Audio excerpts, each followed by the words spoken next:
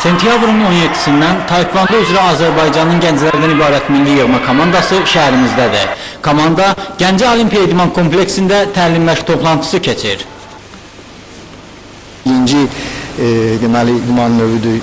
Taekwondo Federasiyasının rəhbərliyi tərəfindən Gəncəyə yığma komanda göndərilib. Federasiyanın vitse-prezidenti Füzuli Musayev ciddi nəzarət edir məşqlərin aparılmasına. Onların qədəmləri xoş olsun. Birinci dəfədir ki, yəni Gəncə ilk dəfədir. Açılışdan sonra ilk dəfə. Komandanın tərkibində 3 məşqçi və Respublikanın müxtəlif yerlərindən olan 26 nəfər idmançı var. Onlardan 4 nəfəri Gəncədəndir. Heyətin tərkibi Respublika çempionatında və beynəlxalq turnirlərdə yüksək nəticələr əldə edən taekvondoçulardan ibarətdir.